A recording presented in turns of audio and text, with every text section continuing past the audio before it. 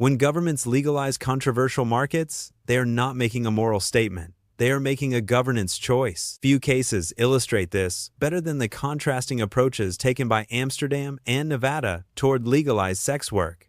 Both allow it, both regulate it. But the institutional logic behind each system could not be more different. What follows is not a cultural comparison. It is a comparative institutional analysis of how legalization is structured, how externalities are managed, and how power is allocated to workers, operators, and the state. Amsterdam's model is best described as tolerance through containment.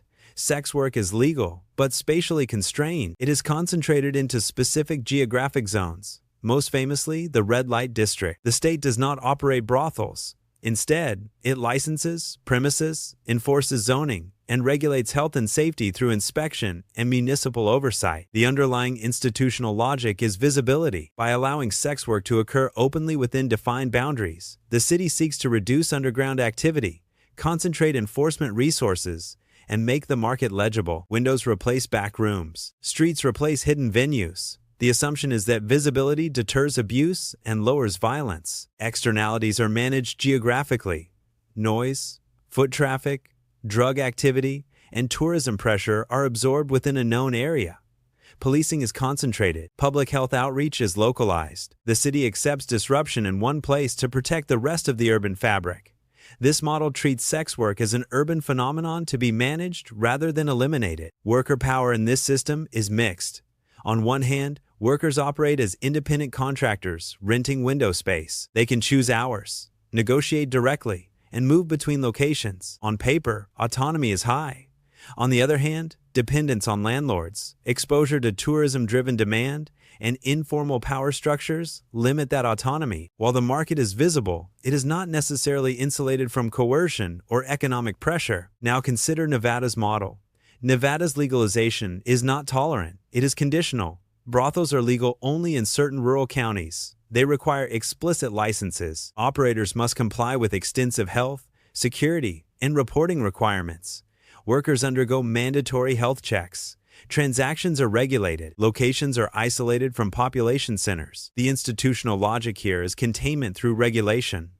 Rather than integrating sex work into the urban environment, Nevada pushes it out of sight. Rural placement minimizes political friction. Licensing limits entry. Compliance requirements standardize operations.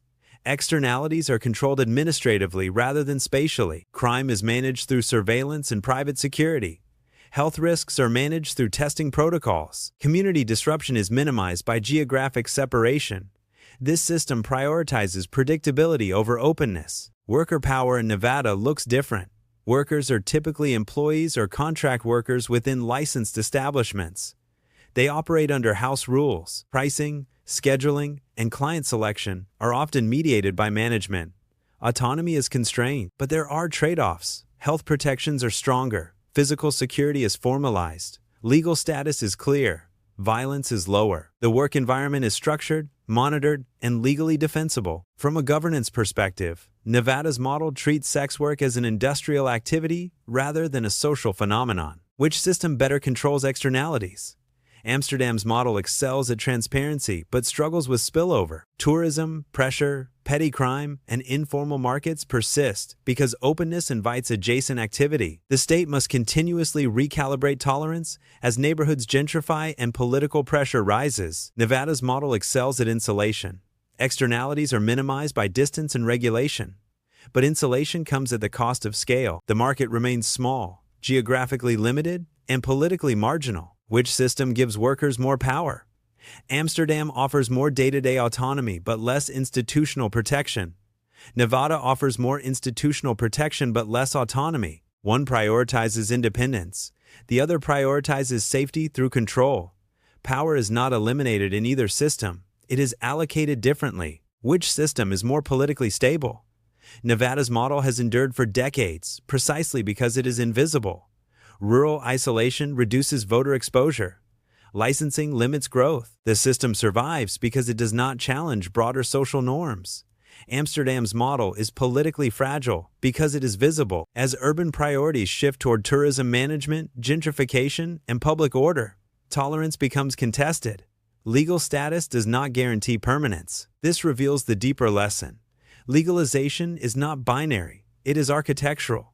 The question is not whether sex work is legal, it is how legality is structured, where power sits, and which externalities the system is designed to tolerate.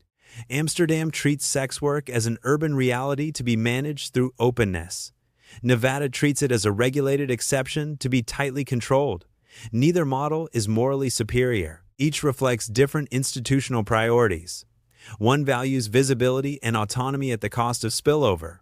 The other values containment and safety at the cost of freedom and scale. Understanding these systems requires abandoning moral panic and focusing on design. Markets do not disappear when prohibited.